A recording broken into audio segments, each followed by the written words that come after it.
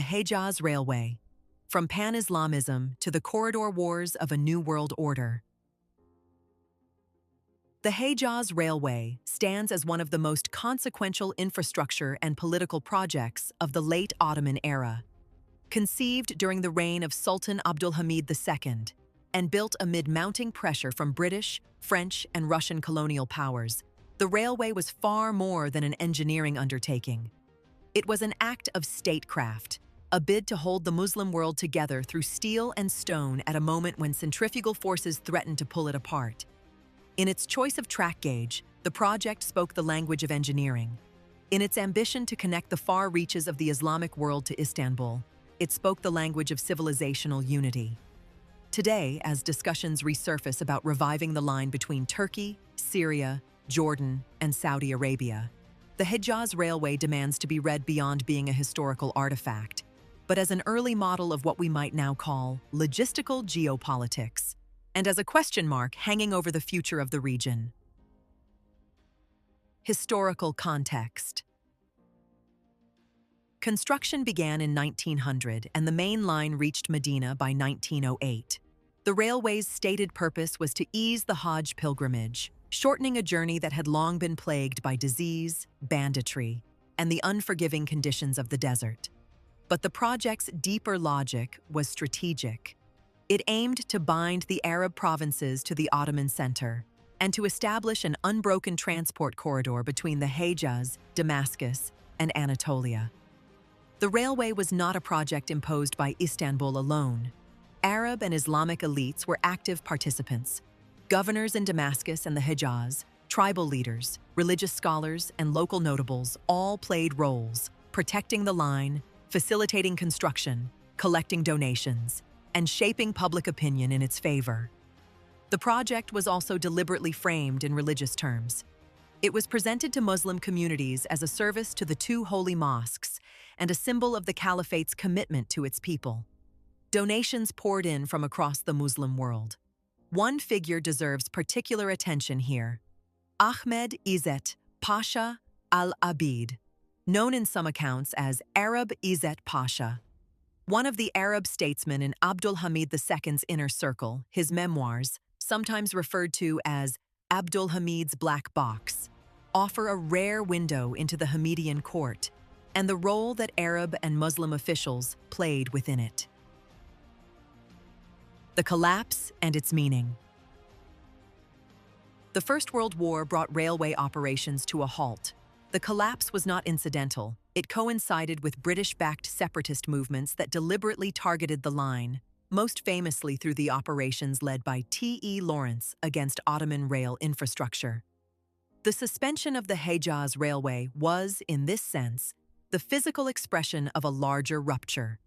The severing of the Arab East from Anatolia, and the imposition of new colonial borders that would define the region for the next century. The destruction of the railway was thus an attack on a particular idea, the idea that Damascus and the Hejaz could be connected, that the Arab Islamic world and the Anatolian heartland belonged to a shared strategic and spiritual sphere. The revival question. In recent years, proposals to reopen sections of the Hejaz Railway or to build an entirely new rail corridor connecting Turkey, Syria, Jordan, and Saudi Arabia have returned to the agenda with growing frequency. The economic case is straightforward. Such a line would open significant land trade routes between Anatolia and the Arabian Peninsula, linking markets that currently rely on costly and geopolitically vulnerable sea routes. The religious dimension is equally clear. It would revive the historic overland pilgrimage route. And the political dimension, regional connectivity, reduced dependence on externally controlled corridors, is perhaps the most significant of all. But the full weight of this discussion only becomes apparent against the backdrop of the world's current geopolitical turbulence. A world in motion. The signs of a deepening global confrontation are visible across multiple theaters simultaneously.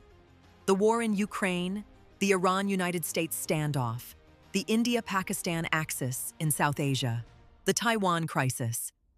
Each of these is inseparable from the broader struggle over energy routes, trade corridors, technology supply chains, and military logistics. Russia, despite its vast territory and arsenal, has emerged from the Ukraine war as a land power significantly worn down.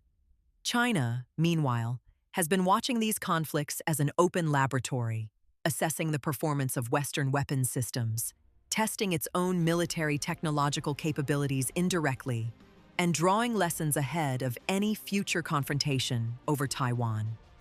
The networks of influence running through Russia, Iran, and Pakistan are providing Beijing with strategic data that money cannot buy.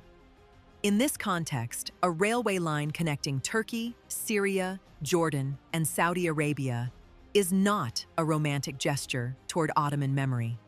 It is a live strategic question about land corridors, energy routes, military logistics, and the long-term coherence of the Muslim world.